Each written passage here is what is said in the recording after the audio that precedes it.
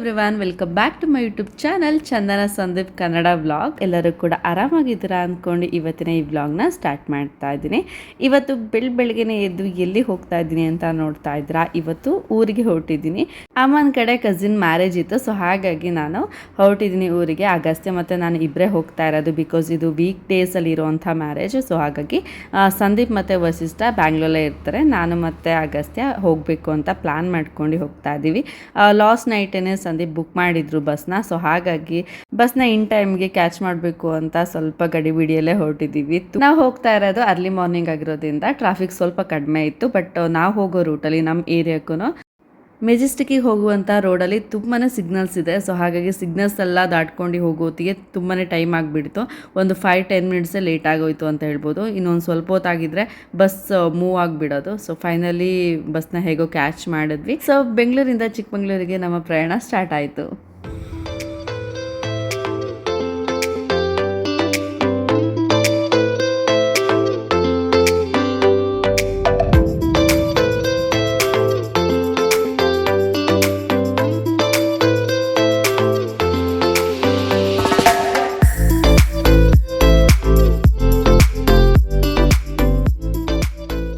So finally Hassan reach ಆದ್ವಿ. ಹಾಸನಿಗೂ ಚಿಕ್ಕಮಂಗ್ಳೂರಿಗೂ 1.5 hour journey ಆಗುತ್ತೆ.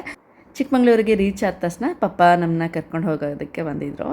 But ಪಪ್ಪನಿಗೆ ಬೇರೆ ಏನೋ ಕೆಲಸ ಇತ್ತು ಟೌನಲ್ಲಿ. ಸೊ ಹಾಗಾಗಿ ನಾನು ಅಗಸ್ತ್ಯ ಊರ ಕಡೆಗೆ ಆಟೋದಲ್ಲಿ ಹೋದ್ವಿ. ಅಮ್ಮ ಮನೆಗೆ ರೀಚ್ ಆದ್ವಿ. ಸೊ ಫ್ರೆಶ್ ಅಪ್ ಆಗಿ ಹೊರಟಿ ಬರೋತ್ತಿಗೆ ತುಂಬಾ ಲೇಟ್ ಆಗಿಬಿಟ್ಟಿತ್ತು. ಸತ್ಯನಾರಾಯಣ ಪೂಜೆ ಕೂಡ ಆಗಿಬಿಟ್ಟಿತ್ತು. ಸ್ವಲ್ಪ ಬೇಗನೆ ಬಂದಿದ್ರೆ ಎಲ್ಲದೂ ಕೂಡ ಪೂಜೆ ಸಿಗೋದು ಅಂತ ಅನಿಸ್ತು. ಬಟ್ ಏನೂ ಮಾಡೋದಕ್ಕಾಗಲ್ಲ, ತುಂಬಾ ಲಾಂಗ್ ಜರ್ನಿ ಆಗಿರೋದ್ರಿಂದ ಇನ್ ಟೈಮಿಗೆ ಬರೋದಕ್ಕೆ ಸಾಧ್ಯನೇ ಇಲ್ಲ. ಸೊ ಹಾಗಾಗಿ ಸತ್ಯನಾರಾಯಣ ಪೂಜೆ ಪ್ರತಿಯೊಂದು ಕೂಡ ಮುಗ್ದಿತ್ತು. ಬಟ್ ದೇವತೆ ಕಾರ್ಯ ಇನ್ನೂ ಮುಗ್ದಿರಲಿಲ್ಲ. ಸೊ ಹಾಗಾಗಿ ಅದಕ್ಕಾದ್ರೂ ಜಾಯ್ನ್ ಆಗೋಣ ಅಂತ.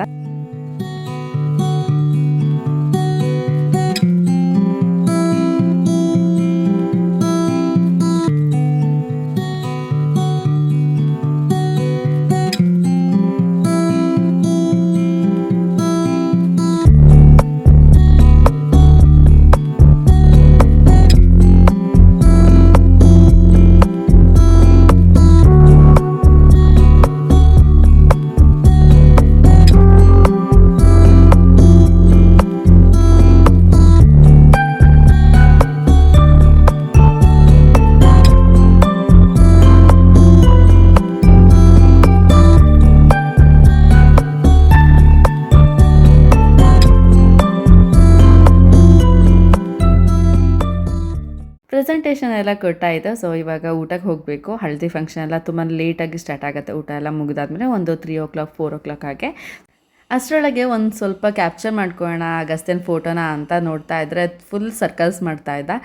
ಒಂದು ಫೋಟೋನೂ ಕೂಡ ಕ್ಯಾಪ್ಚರ್ ಮಾಡ್ಕೊಳೋದಕ್ಕೆ ಕಾನ್ಸ್ಟೆಂಟಾಗಿ ನಿಲ್ಲೇ ಇಲ್ಲ. ಸೊ ಅದರಲ್ಲೂ ಕೂಡ ಒಂದು ಸ್ವಲ್ಪ ಕ್ಯಾಪ್ಚರ್ ಮಾಡಿಕೊಂಡೆ, ಯಾಕಂದರೆ ಸಂದೀಪ್ಗೆ ಕಳಿಸ್ಬೇಕಾಗಿತ್ತು. ಸೊ ಹಾಗಾಗಿ ಅವರು ಕೂಡ ಬಂದಿಲ್ವಲ್ಲ, ಸೊ ಮಿಸ್ ಮಾಡ್ಕೊಳ್ತಾ ಇರ್ತಾರೆ.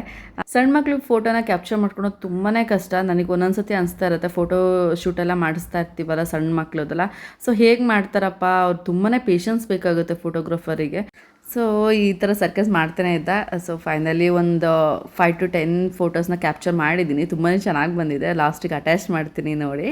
ಊಟ ಎಲ್ಲ ಮುಗೀತು. ಸೊ ಊಟ ಎಲ್ಲ ಮುಗಿಸಿ ಇನ್ನೇನು ಹಳದಿ ಫಂಕ್ಷನ್ಗೆ ಎಲ್ಲರೂ ಕೂಡ ರೆಡಿ ಆಗ್ತಾ ಇದ್ವಿ.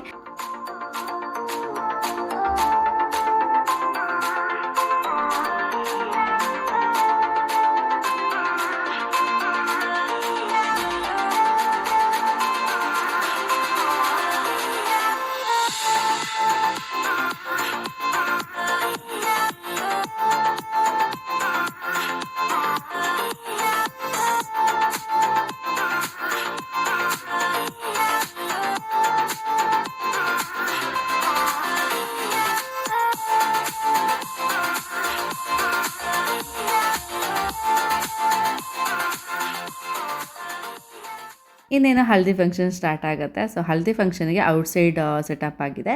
ಸೊ ಇಲ್ಲಿ ಕೆಲವೊಂದು ಶಾಸ್ತ್ರ ಇರುತ್ತೆ. ಸೊ ಅದನ್ನು ಮುಗಿಸ್ಕೊಂಡು ಔಟ್ಸೈಡ್ ಸೆಟಪ್ ಆಗಿರುವಂಥ ಹಳದಿ ಫಂಕ್ಷನ್ಗೆ ಎಲ್ಲರೂ ಕೂಡ ರೆಡಿ ಆದ್ವಿ.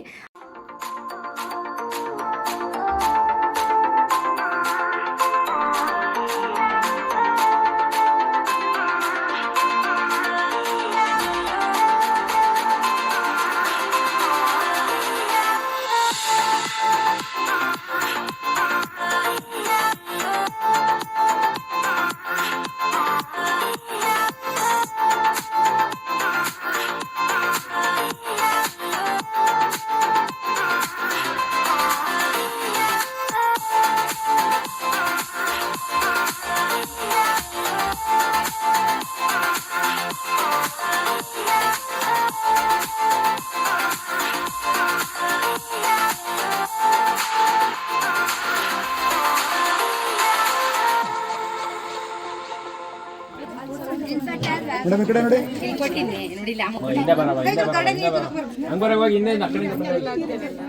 ಹಳದಿ ಶಾಸ್ತ್ರ ಅಂತೂ ತುಂಬಾ ಚೆನ್ನಾಗಾಯಿತು. ಎಲ್ಲರೂ ಕೂಡ ತುಂಬಾ ಎಂಜಾಯ್ ಮಾಡಿದ್ವಿ ಅಂತ ಹೇಳ್ಬೋದು. ಸೊ ಫೈನಲಿ ಫೋಟೋಶೂಟಿಗೆ ಸ್ವಲ್ಪ ಸೆಟಪ್ ಮಾಡ್ಕೊಳ್ತಾ ಇದ್ದಾರೆ. ಸೊ ಹಳದಿ ಶಾಸ್ತ್ರ ಅಂದರೆ ಫೋಟೋಶೂಟೇ ಮೇಯ್ನ್ ಆಗಿರುತ್ತೆ. ಯಾಕಂದರೆ ಮ್ಯಾರೇಜ್ ಆಲ್ಬಮ್ಸಲ್ಲಿ ಹಳದಿ ಶಾಸ್ತ್ರದ್ದು ಪಿಕ್ಸ್ ತುಂಬಾ ಚೆನ್ನಾಗಿ ಕಾಣುತ್ತೆ. ಸೊ ಹಾಗಾಗಿ ಚೆನ್ನಾಗಿ ಫೋಕಸ್ ಮಾಡಿ ತೆಗಿತಾ ಇದ್ರು ಫೋಟೋಸ್ನೂ ಕೂಡ. ಅಕ್ಕನೂ ಕೂಡ ತುಂಬಾ ಚೆನ್ನಾಗಿ ಕಾಣ್ತಾ ಇದ್ಲು.